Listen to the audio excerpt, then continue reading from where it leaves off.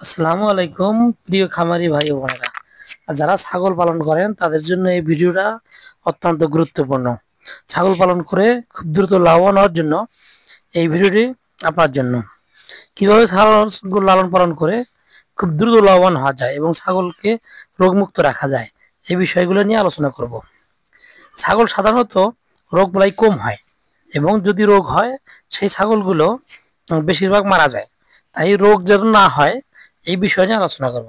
ছাগলকে সবসময় শুকনো এবং মাটি থেকে 2 থেকে 2.5 ফিট উঁচু জায়গায় রাখতে হয়। যদি উঁচু জায়গায় রাখতে পারেন ছাগলের রোগ বালাই কম হয়। এবং ছাগলের সবচেয়ে কঠিন রোগ হচ্ছে সেটা হচ্ছে পিপিআর এর রোগ।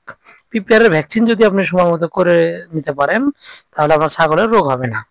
আর ছাগল মাটিতে রাখলে সাধারণত সর্দি এবং কাশি হয়, এবং সর্দি কাশি হলে ছাগল মারা যাওয়ার সম্ভাবনা বেশি থাকে। তাই ছাগলকে মাসাল দিয়ে রাখবেন এবং নিয়মিত কৃমিনাশক ওষুধ খাওয়াবেন, সেই সাথে জিঙ্ক খাওয়াবেন এবং বৃষ্টিতে ভিজাবেন না। এইভাবে যদি ছাগল লালন পালন করতে পারেন তো অবশ্যই ছাগল রোগ কম হবে এবং ছাগল দ্রুত বাড়বে, লাভবান হতে পারবেন।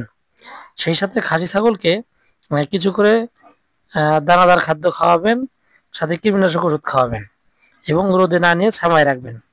পাতা ছাগলের সাধারণত বেশি পছন্দনীয়। ছাগলকে গাছের পাতা খাওয়াবেন। এইভাবে ছাগল পালন করলে সাধারণত লাভবান হওয়া যায়।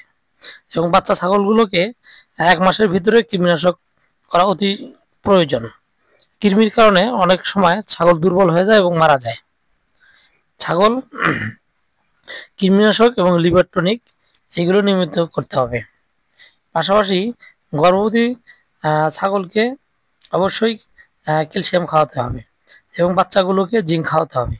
এইভাবে ছাগল লালন পালন করেন, রোগ বালাই কম হবে, লাভবান হতে পারবেন। ধন্যবাদ।